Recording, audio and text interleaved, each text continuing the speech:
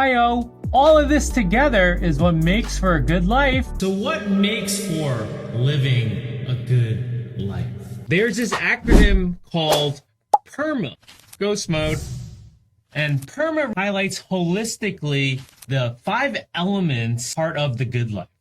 The first one is this positive emotions. Highlights how people, how they feel, but feel both of the here and now, but also how they feel in general, like satisfaction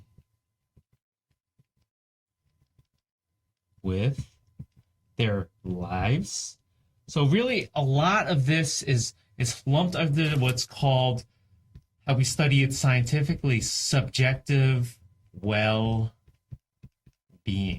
So that's one component of the good life, the here and now feeling. So these emotions, they stem from emotional damage, positive, negative emotions, but we know humans are a little more complicated than just experiencing pure positivity or pure negativity in the moment. It's really a mixture of both. This is why scientifically one of the standards we use is this PERMA scale, with positive affect to negative affect scale. So people are a lot more complicated. So when we use the PERMA, we get at these positive and negative emotions, but on the back end, we do analysis and combinations to mix and match to see how people actually feel in the moment. These positive emotions include how they feel happy, joy, and these negative emotions include being sad, worried. And this is how we get at it scientifically. And when we think about it, we ask it, how do you feel the past week in general? Some people might say, how do you feel right now? It's kind of weird if you do it like, how do you feel the past month? I guess that's getting a big snapshot, but sometimes you feel shitty, sometimes you feel bad. So the past week really is a better time scale, but depends on the research question. So there's that emotional component to subjective well-being. And then there is this cognitive part, right? This satisfaction with life is more of this cognitive part. How do you feel about your life right now as a whole? And the satisfaction with lifestyle by Ed Diener 5-item questionnaire is really the standard in this field, and that's been around since the 80s, and it has pretty good psychometric properties. So together, my voice just squeaked, right? So these positive emotions in general of the PERMA model are really what we call colloquially as happiness, right? How people feel about the here and now. The second component of this PERMA model is engagement. And when we talk about engagement, we're talking about active. What are we talking about? Practice? Participation. So this is all part of this flow state.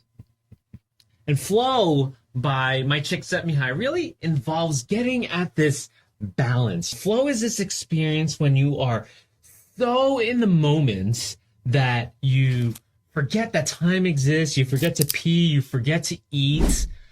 I hope you don't duke yourself, not like that, but you're just so in the moment, nothing really else matters. And this is when you have this high engagement, high and high, not just getting like marijuana high, but really this balance between skills and challenge.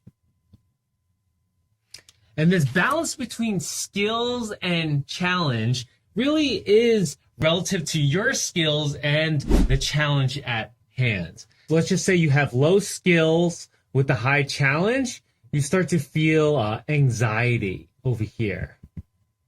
Anxiety. Because the challenge is too great for the skill set that you don't have. When you have something along the lines as you have high skill, but the challenge is low, you get bored. So this is where this boredom really happens. The key of all of this in terms of rising to the challenges, to be an active participant and being in the moment as a consequence, as a feeling, is this flow state right over here. So flow is this balancing between challenging and skills. You know, when the skills you have match the challenge and you get so in the moment and I'm doing something and you're so dialed in and focused. But this is not stagnant because skills change all the time and so do challenges. So this is an ever so dynamic process. And you could see this a lot, that when people's skills start to develop more, they add more and more challenges to continue providing this flow experience. We see a lot of burnout, especially in the early career in multiple professions of banking, accounting, social work, teaching, of when people's skills, they're just starting off, right? You're still learning and the challenges are really high. So they feel this anxiety, they feel this consistent burn in terms of burnout, this anxiety because their skills and challenge don't really match. And turnover is one of the biggest issues, and especially in these professions, because high turnover means you need to recruit more, means you can't retain people, and there's training costs associated with turnover. There's all these costs with turnover that organizations don't want. So retention is really the key. And one of the things that organizations try to do is to really prepare and try to develop people's skills. And people's skills develop not people's skills, but people's skills according to the professions develop. And developing these skills is really the key to reducing turnover in those earlier careers. When you're younger or less experienced, of course, you are still down here with your low experiences. It's only when you start to gain on-site job experience and training, then you could get to this flow experience more consistently. However, this flow experience is always changing. As you become more and more skills, if the challenge stays the same, then you get bored or you feel more relaxed or content. And depending if you are part of this hustler culture, maybe you want to feel relaxed and competent at your job and there's no challenge and things are so easy to you. But then you don't really feel the flow state. Then you're just like you're just doing your work. Flow state is more of like being this active, engaged, because if it's like watching TV. If you your skills are high, you can watch it easily, but the challenge is low. You feel like relaxed. And if it's interesting, you're still cognitively engaged, but you're not like really, really engaged. So this is when you get this relaxed feeling. It's different from the flow state because you could watch a great movie or a great Netflix documentary, but I don't want to necessarily call it the flow state because you're just, even though time might fly by, you're not actively engaged in that process. You're more of a passive vessel or a sheep, if I want it to be really offensive. I like being offensive sometimes. Getting into this flow state is really one of the keys that we also see in aging, in Monroe and Kahn's successful aging model, being really engaged in life, both cognitively and physically. So a lot of this is part of this successful aging or development because we continuously seek challenges and increase our skills. This is why we see a lot of people with what's called the growth mindset, Carol Dweck's work of continuously evolving. So if you don't innovate, you stagnate. When you stagnate, you really are atrophying this motivational piece of this challenge. And when that happens, you concurrently atrophy your skill development. Ghosty.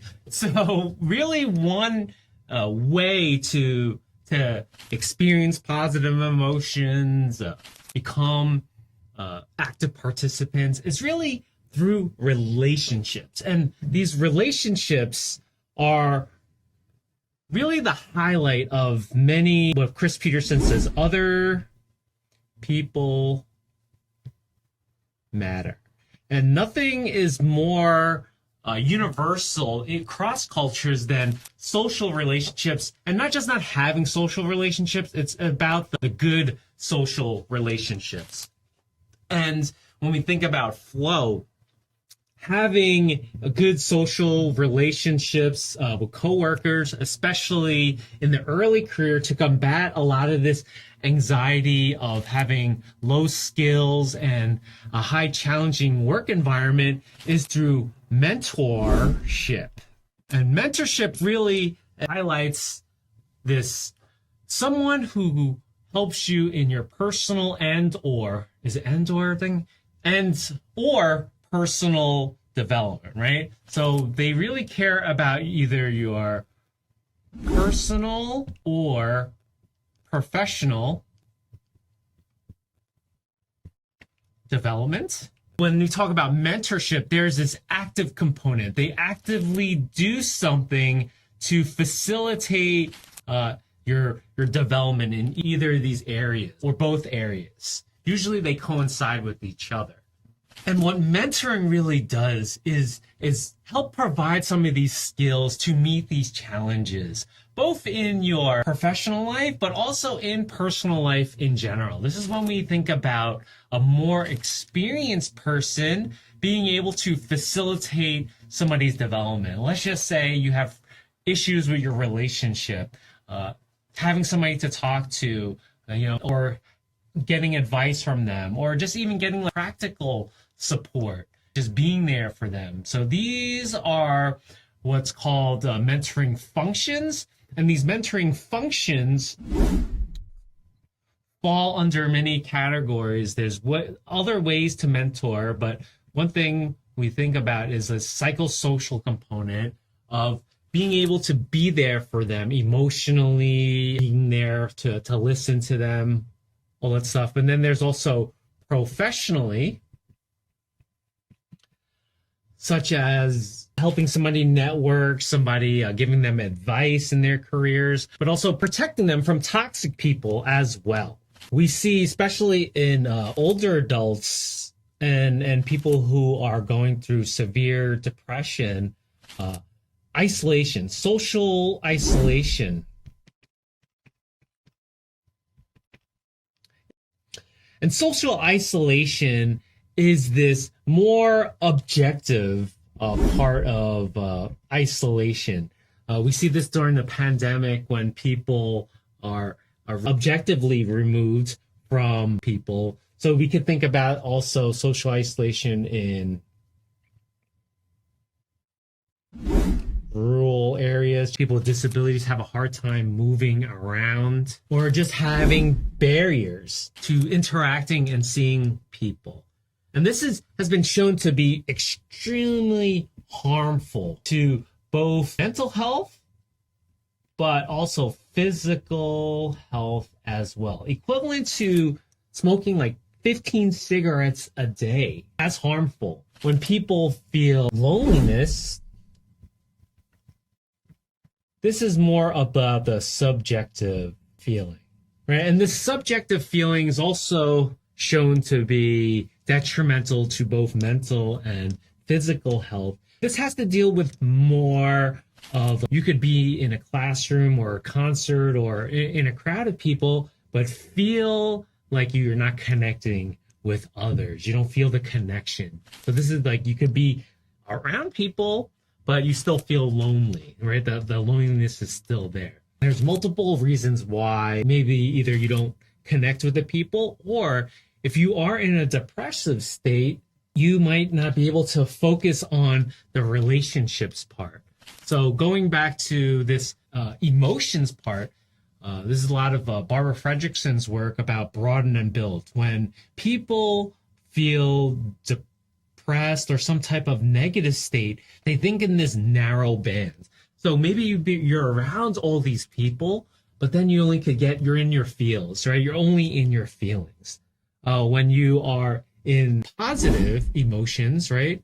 You start to think of more this integratively. You start to be inclusive towards people and ideas and others. Oh man, it's the Starbies. Dang, this venti coffee is really hitting me. These are universal truths about this good social relationships, because the quality really matters of these social relationships relating to all these other factors in life. Many of the times we see that relationships are the most meaningful thing for people. This has been shown cross-culturally with Antonello Della Far's work on understanding eudaimonic and hedonic happiness. What provides people happiness is really based on these social relationships. But we know people could be the best thing to happen to us, like our families, but then also could be the worst thing to happen to us. They give us these really high highs, but then also these low lows. Shout out to Stephanie Drew for that quote, for having kids. Because that's what she told me about having kids. Kids could be the source of so much joy and emotions, but then they also could be your fucking downfall. Every day and every task, like getting to brush their teeth and comb their hair, could be like pulling teeth. You can see where I'm going this. Parents. Oh, so true. And it hurts. When we think about social relationships, especially when we think about kids, this offers this meaning. And this meaning is something that provides us felt significance. And this felt significance is really subjective. This is something that is important to you.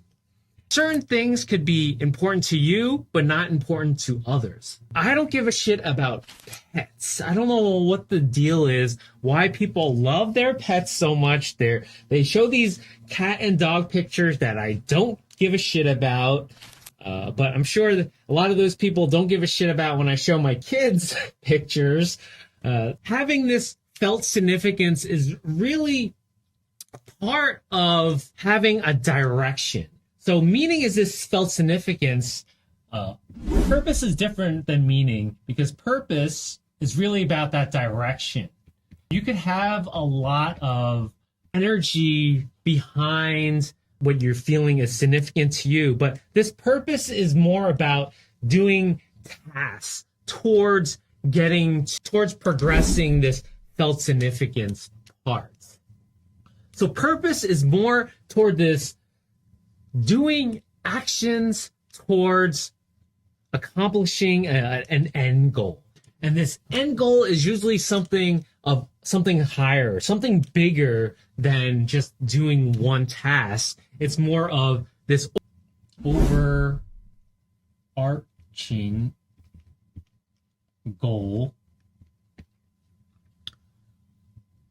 So meaning provides significance. What is the actual target that you are trying to hit? And purpose is like, that's a target that we have. There could be another target here, another target here. Not like the store targets, but even though there's a lot of fucking targets everywhere. But let's say one target is to, you want to do better videos. You want to be, and then another target is to be a better dad. And then another target is to be a better friend, let's say. Targets are purpose, right? But what you go for is really about this felt significance. What is important to you? One of the big issues is you see the news right now, everything seems important. So inflation is important. The war here is important. Cybersecurity, the nuclear stuff, all this stuff seems important and directs your attention and purpose. I think that's one of the things that gets really diluted of understanding what makes for a good life, because attention is one of the keys to this purpose part and felt significance. The highest performers are able to maintain their attention to understand what is significant to them. So a lot of this has to do with what's called executive functioning. Functioning.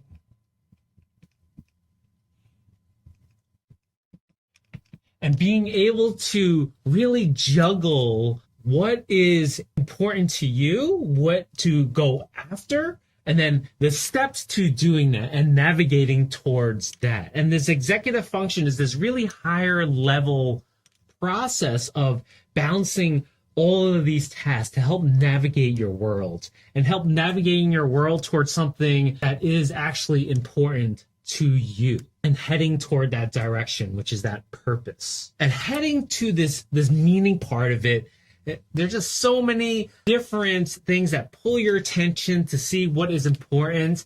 So really zooming out and figuring out what provides this personal importance to you and aiming for certain things, certain targets, and being able to balance those tasks with executive functions.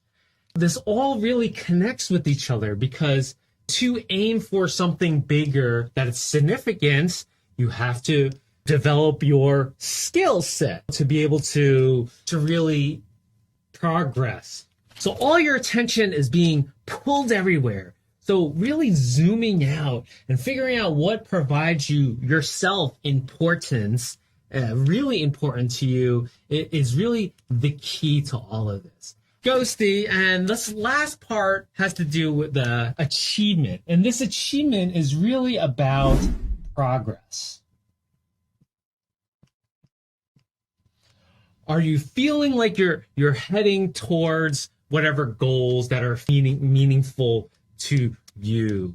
Are you experiencing some progress? Imagine you do have all of this. You have this direction, this felt significance, but you're making very little progress toward it, right? You're only like, oh, only here, only here, only here, only here. So this is when you're starting to, if you're not feeling like you're making progress towards something and getting that feedback loop, this is where we start to see this achievement part not be fulfilled. But a lot of what society is like progress towards what? And this is where this meaning part comes in. And this achievement really has to deal with, connected to all of this. What are you progressing towards? When we think about what makes for a good life, it's not just progress in one area of work. It's in all these different areas, you know. All of these, if you think about it, have these different like bars, you know, like all these different progress bars, and some of them are filled at different times, you know, filled at different capacities at different times to people. So let's just say you're doing MDMA, right? Molly, you feel in that moment, you are all there. You feel this intense positive emotions if you're having a good trip, right? But these other aspects are not really getting fulfilled. So when we think about progress and achievement holistically, because all of these aspects, your relationships and the different type of relationships, progress, right? There's all these progress bars. Especially in men, you're starting to see a lot of in their personal friendships that they're becoming more lonely and isolated for multiple reasons. It's a different factor. There's a lot of lack of progress in that area that's leading to a lot of mental health issues. One thing I think this kind of doesn't also capture, and it could be underlying thing, is also financial. There has to be some type of financial, because the world, we still are in this world of finances, money, currency, right? It really allows you to do many of these things. And being able to do a lot of these things, money is the lubricant of it. This could be under accomplishment in terms of achieving some type of financial security in the sense. But this is the thing. It's not all about money. It's only up to a certain point. But that really gets lost. This really dives back into this deeper meaning, what provides you this significance in life. And that could be helping others, being really doing what you want to be doing, which is this direction of like meaning, but doing what you're also good at and not making you feel good. So all of these really are combined to understanding good life. One of the big issues I'm seeing, especially with people who are saying, follow your passion, follow your passion. Passion isn't just this one-time thing. Passion has this like roller coaster effect, right? Oh, you're super passionate about something. But then, especially when we see with burnout, it's like, oh, then you start to see this cliff. And then you start to get this burnout. We all are passionate about a lot of things. You can see this.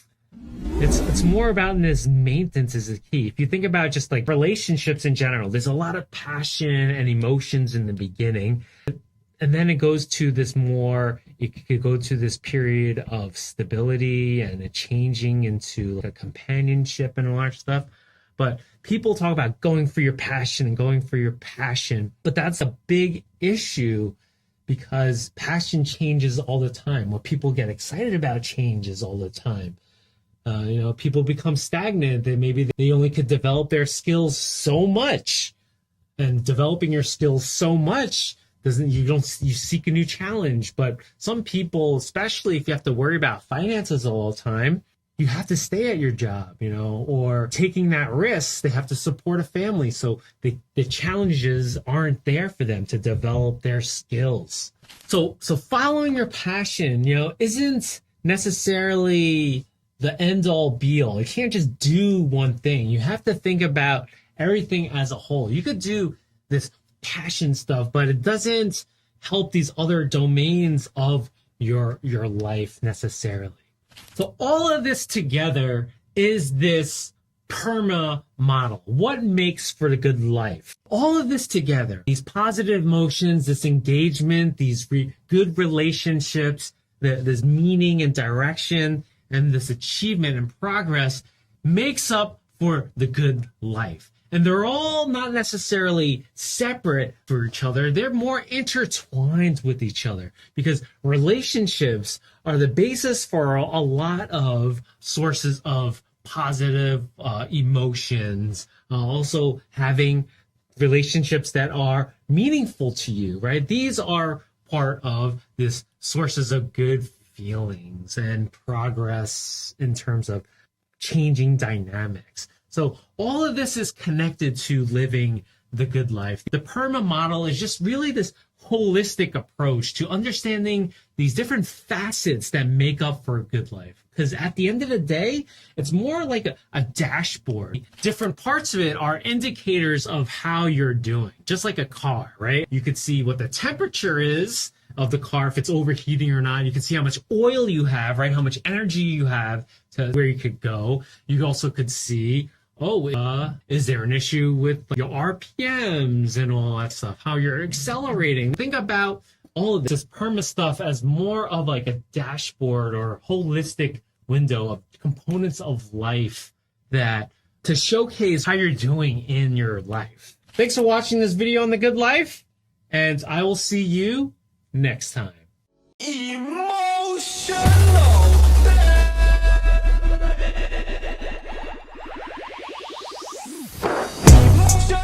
Emotional.